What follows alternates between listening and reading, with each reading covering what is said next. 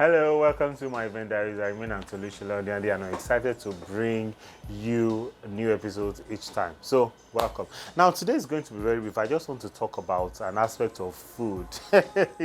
Without food, there won't be event, there won't be celebration. Why are we gathering? Well, apart from rejoicing with the celebrants, why are we gathering if not to eat? Oh, we want to eat.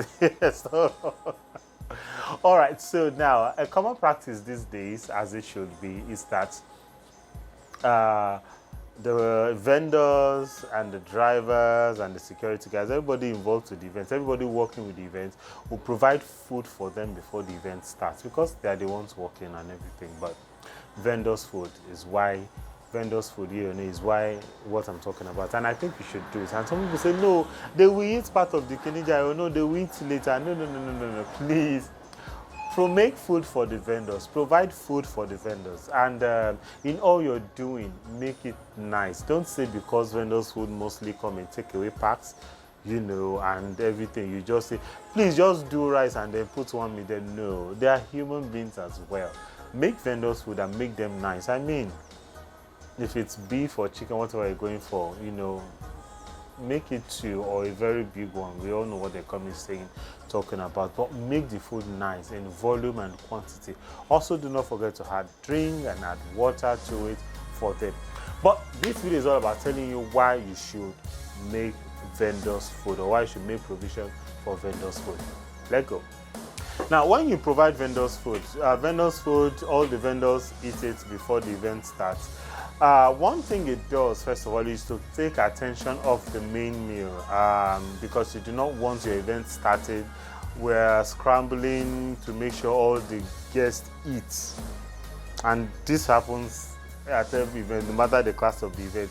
Everybody wants to eat at the same time. It is not possible now. So in the middle of all that scrambling, vendors are probably also hungry because they've not had anything to eat since morning. So sometimes they want to take care of themselves first, as it should be, and they're taking care of themselves from your food. So no. Provide vendors food. Let vendors eat before the event even starts, before they even start serving, for example. Let vendors eat before they start. So maybe an hour or 2 hours before the event. But the security guys, the musicians, particularly, because musicians, they'll come and meet you. And I love musicians or the band in any event.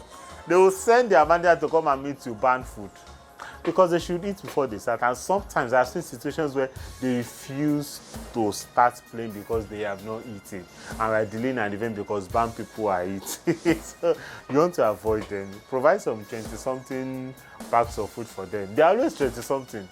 With the band, the backup, musicians, or engineer, they're always 20-something. So to be on the safe side, just provide a pack of 30 or so for them. Make it very nice, make it heavy, because they are going to work for the event. And when they are working for events with a filled stomach, that always makes a lot of sense. So provide for them. Another reason is you also do not want people coming into the hall to take spaces that your guests should take because they want to eat. So somebody is coming in, and of course, because this is her driver, this is the person that takes her everywhere. If she's going to an event, she's going to eat. She also wants to make sure that her driver has something to eat. It is only normal. It is a good thing to do. So such a person will, say, Pakoya, come inside with me, or later I will tell the driver to come in, and then we'll be telling us, please give my driver food. So yeah, while it is not a bad thing, and while we like to always happen, the proper thing to do is, as the drivers are coming in, give them the ticket. So as they are packing their guests, also give them their food. They will eat. They are okay. The funny thing is not that they will not even eat from the food inside though, but that will be much later when everybody has eaten, they've had another round. If there's any food left, then the drivers can now have to fill. So it caters for everybody. It caters for everybody first. So you've given the security, you've given everybody food. They are eating. If they now eat again from your event, it will be when the event is almost rounding off or something. Maybe, if there is still food, then they can take. But sometimes event celebrants plan only for specific guests that are coming, and that is not so good. Have your vendors, have people that are working for your events in mind. Have those guys in mind and also plan for them. So yes, it stops vendors or other people from coming in to take seats that are meant for your guests.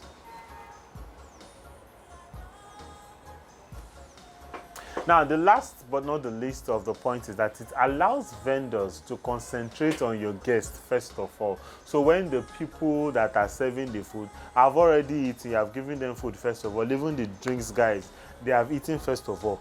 When they begin to serve, they are still full because they have eaten first of all. They are concentrating on making sure that your guests are satisfied. Then later, later, then they can now enjoy when everybody has eaten, and it's obvious that everybody has eaten, they're just coming to have some, and then later they can do that. So yeah, I did promise a short video, so prepare food for vendors, prepare food for drivers, prepare food for people working around the events, because you're the reason they are coming, after all. So make them happy as well, even if they are not on your official guest list. They are also your guests. Prepare, plan for them. Don't let somebody swear for you because it's had to do event. Okay, so that will be all for today. Do not forget to follow us on social media, on all our social media handles. We're here for you. And do not also forget to like this video. Thank you for all, the activities here. I get so excited when I see all these things. But thank you. Continue to like, continue to subscribe, just so you've not subscribed. Until next time, when I come your way again with another event story and tip, do remember to take care of yourself. Have an eventful time. Bye.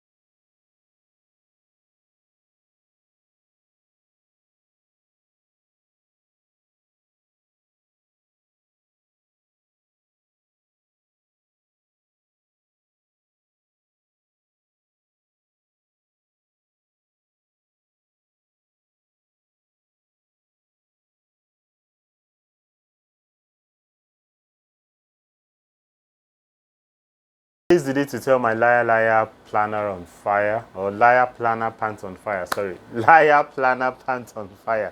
That's a tongue twister. It's the day to tell that story. Probably one of the most saddest days. Well, I think it's in the top 3 saddest days during this event planning job that I've been doing. So a background story is the couple coming from the America, from the United States of the America, coming in. Their parents are based in Nigeria, and I had handled an event, 2 events, I think, for the father of the bride. And so he called me. His daughter is getting married. He needed a planner. The mother of the bride wasn't particularly thrilled, but I don't know. They agreed to use him. But she asked to see me before the event. And so I knew that day they had come in, that the parents of the bride had come in from London. They had landed in Lagos, and I went to meet them. I went to meet them at their hotel, before they traveled to their home state. And so the mother of the bride had interviewed me and said, well, okay, it's okay. We'll work with you and everything. And I was excited. We have gotten the job. So all the planning process started. Went well, pretty well. Mother of the bride giving wahalas here and there, but we're used to those kind of things. But the ultimate drama didn't happen until the day we were all to leave for the wedding. Now, so the couple, the groom, Black American, came with his friends. The bride also stays in the US, so came with their friends and everything. And so it was collecting people from the airport, situating them in their hotel. They all came in a span of 2 days. They all landed in a span of 2 days. And by the end of second day, they all come. So the third day, we had gotten a bus and we're taking everybody home.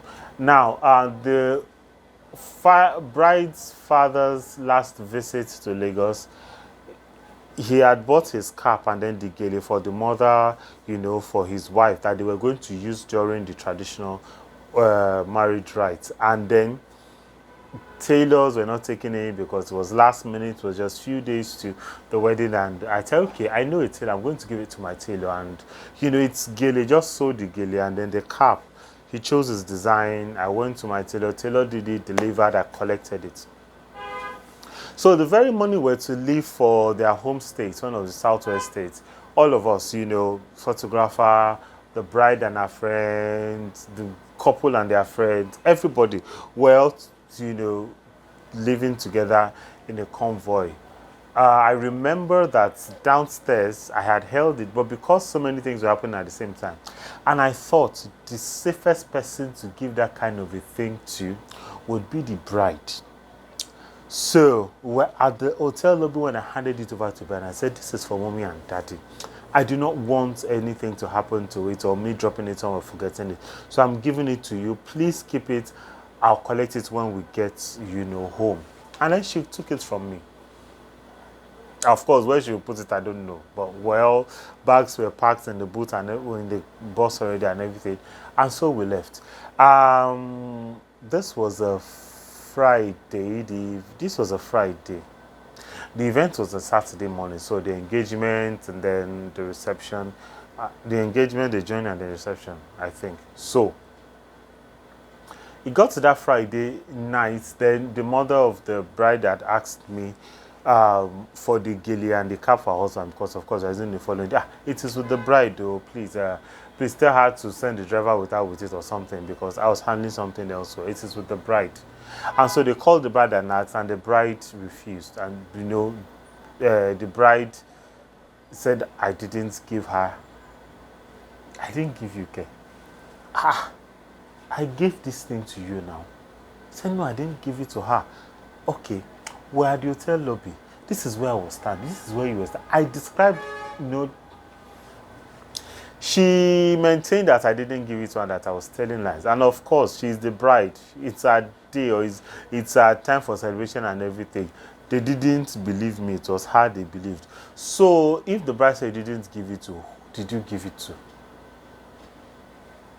You should not turn me mad now. That kind of situation when you begin to go back to events and say, but wait, am I sure? Am I sure that this thing happened? Am I sure I actually gave it to her? I began to doubt myself, but no, I gave it to her. So the next point of call was to start searching. Let's say tell people to search. She didn't tell her friends to any, but I searched all my things time and again. The father of the bride, took me in a car. We went to all the vehicles that brought us. We searched everywhere. It wasn't there. Now, by this time, it was already, say, 11 p.m. They needed it the following day. Following day was even an environmental, in that state or something. But they needed it the following day. No cap, no gele to be found. Bride still maintained, And then the true colors of the mother of the bride came out. And then she started saying all sorts. For the life of me, I can't even remember most of these things, but I felt bad. I felt so bad. She started saying so many things. How careless could you have been? She's an elderly person anyway. How careless could you have been? And blah, blah, blah. So all the things that were in her mind before, how she didn't even want to plan, and the first day she started saying all those things. Okay. Cap and gele have gone missing. What is the next thing to do? Father of the bride, who was also, not happy. I don't know. I think somehow he believed me, but at this point, will he be siding me over the wife? So I was the sacrificial lamb. Bride denied that I gave it to her. The mother of the bride saw it as an opportunity to heap insult. So everybody was blaming me. Her sisters will come. Her sisters will come to the living room, in their family house and everything, and was saying all sorts of things. I'm like, I don't even know you. I've not met you to this. I have no business to do you, but they saw it as an avenue to vent whatever their family problem was. So yeah, I slept in that living room that day. Of course, I couldn't even go to my hotel room. I was distraught. I cried. I can laugh about those things now, but I cried that day. I didn't do this thing. I gave it to the bride. And so, I think about 12 midnight, the father of the bride came out and said, well, finding it is not even the whatever. Now we need to get another one. So he put a call through to his brother, who linked them up to one woman in the market who was going to come and open her shop. They'll quickly buy the actual okay. She said she had the color. They'll quickly buy the actual key and quickly sew it or something, you know. So the father will just manage a plain card. Since the reception at everything was ready and all that, I said, okay, we'll go with that. So very early in the morning, 6 a.m., of course, I didn't sleep. I enter car with them, father of the bride driving, mother of the bride in the front. And we were going out, and of course, she was still raving. And they were still asking me that, but I gave it to her. Don't make me mad. I gave this thing to her. Don't I mean, but I think at this point, I just, I just like this. My own have meets me. Whatever will come today will come. And I was just like that. And I think we were halfway to the market when the bride called and said one of her friends found it in her luggage. So what had happened was that when I handed it over to the bride, and I didn't see that part, she handed it to her friend who forgot about it. I mean, the excitement and the trip and everything, who forgot about it until that morning when she needed to pick something from that particular bag. She saw it, alerted the bride, and it says, so the moment they said they have found it, first of all, my man came down. So I'm not mad. My man came down first, and the father of the bride turned to me and said, I'm sorry. I mean, I should have believed you. You kept maintaining your whatever. The mother went, what is it? And so even what if they found it there? They went on talking. I didn't say, of course, what would they have expected me to say? Sorry. That's what? I didn't say anything. I just kept quiet. And the man was like, okay, Shibu, I found it. Okay. On to the next. Let's go back home and see how we can get this introduction started. So I did the event. And I think today, not even the mother of the hotel today, not even the mother of the bride, no, her sister that came and heaped insult on me, apologized or even said, I'm sorry. Not even one word of I'm sorry. But I did the event. The event was okay. Couple of nice people, actually, apart from the bride that behaved like an Ogbanji towards the end. They were nice people. And so we did the event, and we went our way. So sometimes we go through those things during the event. It is not easy. Thank you for listening to my story and for all the support. I'll see you next time when I get to bring to you another tape on my event time.